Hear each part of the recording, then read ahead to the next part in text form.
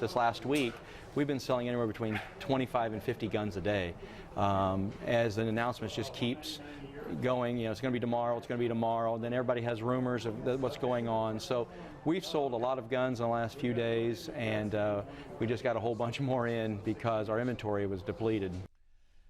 There is perhaps no greater place of fear and the anticipation of something dangerous happening in America at the moment than Ferguson, Missouri. The mere idea there are more guns flowing into the community as everyone awaits the grand jury decision in the Mike Brown case has some expecting a disaster any day now.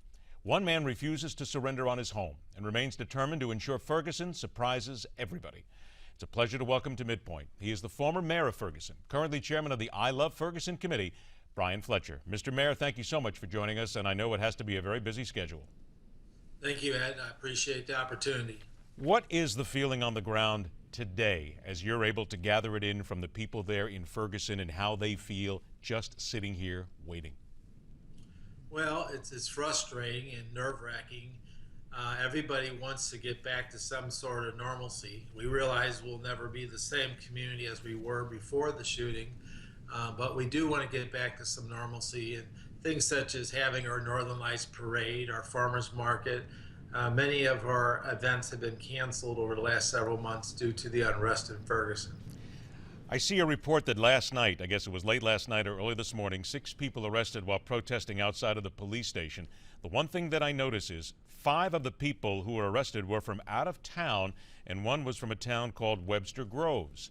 So we are looking here at a lot of people coming in from out of town. We've talked to a lot of law enforcement people here, and they tell us that that's the biggest fear. They say that they're not overly concerned about the people of Ferguson, but what is coming into this town. Do you get that sense as well and agree with that? Definitely. That has been consistent throughout the unrest.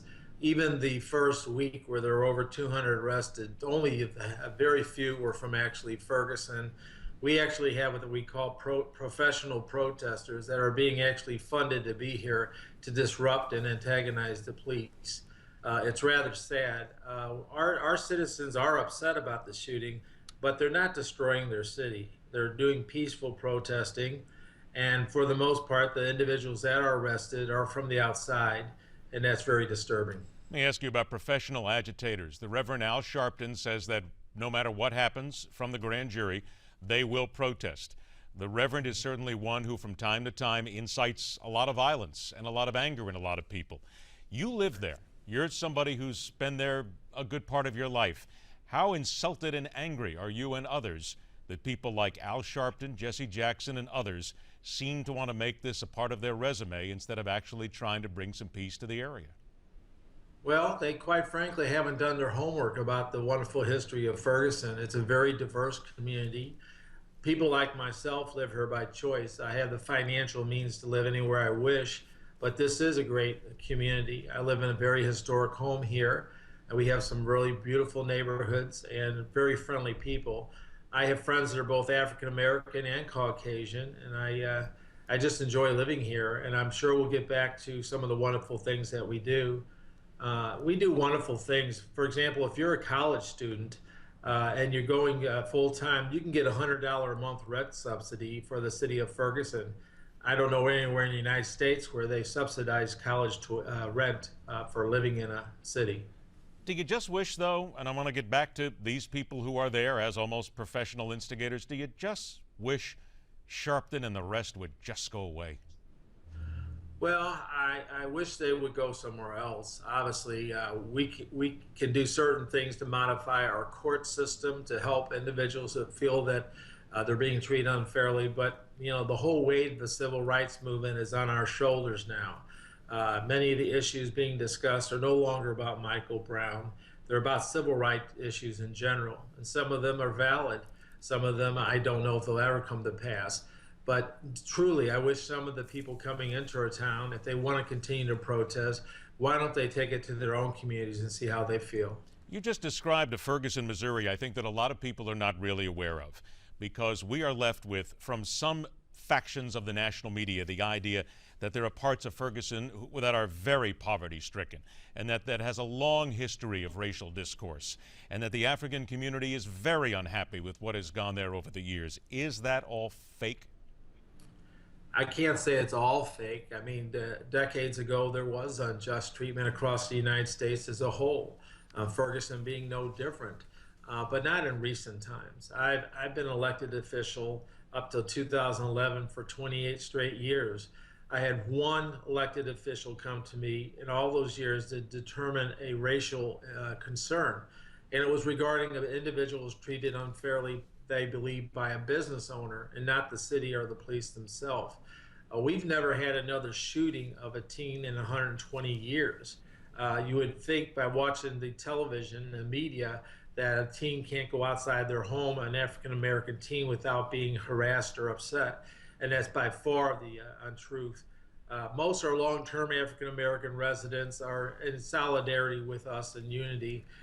We tend to find out the most people that are upset are short-term residents, tenants that actually rent or are in low-income housing. I only got about a minute and a half left here. I saw an interview on one of the national cable networks yesterday. It was a young African-American boy who apparently is on a committee in Ferguson, and he's the youngest man there. And they had asked him about his opinion, and his opinion, and I'm paraphrasing, was that we want justice. But his indication was that justice will have to be an indictment of the police officer involved. And there are others who are saying that is the only justice that will come out of this, regardless of what anything is found here. That has got to dismay you, because there are people who are saying if this doesn't happen, we will explode. Well, civil rights goes both ways. Freedom of speech goes both ways. You can't say you're for freedom of speech, but not let others talk or have their opinion. And justice goes both ways for both the police officer and Michael Brown's family. And it will be the grand jury that ultimately decides whether there's an indictment or not. And they've had the evidence. I have not. No one else has had that evidence as well. So I have faith in our legal system will do the appropriate thing. Mayor Fletcher, I know that you and I have been trading emails back and forth for a while, and I know you're very busy. You've been doing a lot of interviews. You are constantly talking about the positive side of Ferguson, Missouri, and you are staying in your community, and you're doing something with the I Love Ferguson Committee. I just want to say that you should be lauded for that, and the people as well should be thanked. You are doing the right thing and trying to keep peace in that community. I want to thank you very much for your time. I wish you safe times there in Ferguson, and I hope we have a chance to talk again. Thank you, Ed. You take care. All right, thank you, sir. Short break, and we're back to go where no man has gone before. And that does not mean to a place where the Kardashians do not exist. Then at 51 minutes after the hour, Outland reminds us of the wisdom of Forrest Gump. It's all on MidPoint.